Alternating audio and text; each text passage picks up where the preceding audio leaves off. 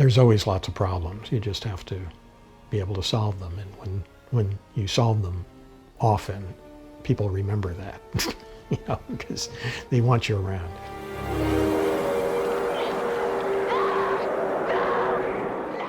I would say, 81, 82 through 85 was probably our busiest time.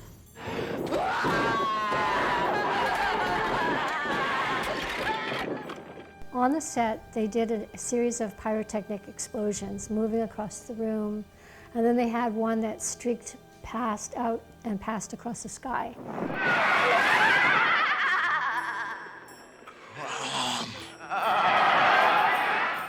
And what was wanted was for me to enhance that and expand it. I think add like the Wolf Witch personality to it a little bit instead of just generic explosive flames. So I put the film on the camera and pointed it down at the paper so I could trace where those actual explosions happened. And then I took all those drawings, and animated my flames and extra things on top of that. What we're doing is making shots that fit in with what the editor has, cut into the film.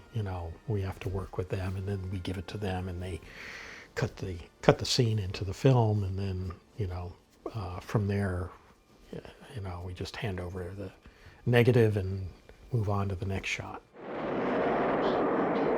ILM actually provided the time-lapse footage, time-lapse clouds. They colored them, they did some processing to them that were within the sequence that we did, which was the demon sequence.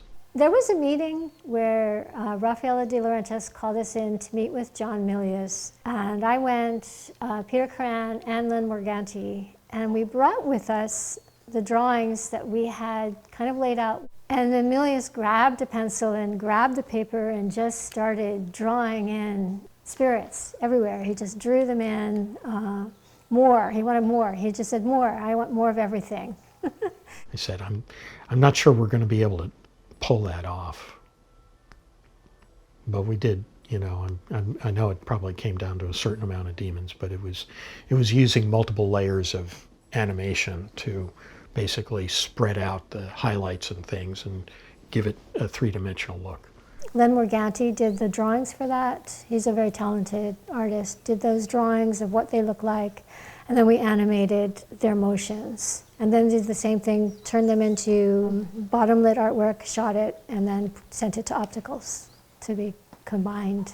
Today, we would have done it in CG and just made the characters by 3D models, but we wanted to try to give the appearance of a 3D look with two-dimensional artwork.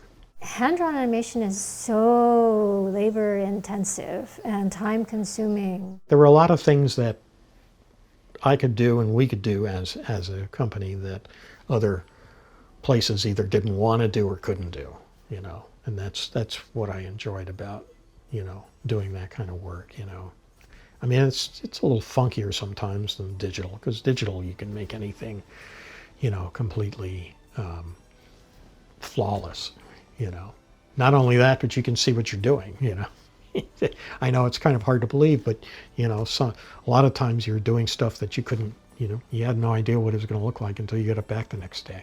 I think ultimately what I would love to see is a way of combining the kind of accidental things that happen with hand-drawn animation that are part of that human process. Somehow combining that with CGI, I think would be amazing. I had wanted to have free rein on how opticals were done, because I always felt like the optical printer was kind of a limiting factor on how you could make elements look. And I really wanted to get into more of that at the time. That pretty much ended after the computer took over.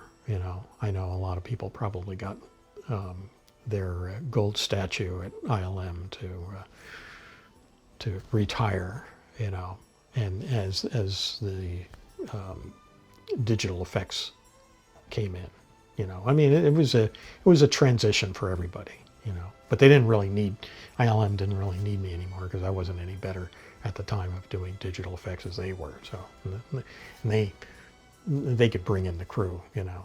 So when we were working and there was so much work and we were so stressed out, it was also a time to be very grateful to have the work, to be able to do that work and know that it's not always there. So we were happy that it was there when it was. I enjoyed doing effects more when there was kind of like an open palette, you know, where you didn't have the computer and you had to figure out what were you going to use, what, you know, what various elements were you going to use to put something together. I think with every project that I worked on doing special visual effects, I learned a little bit more about collaborating and working with other people.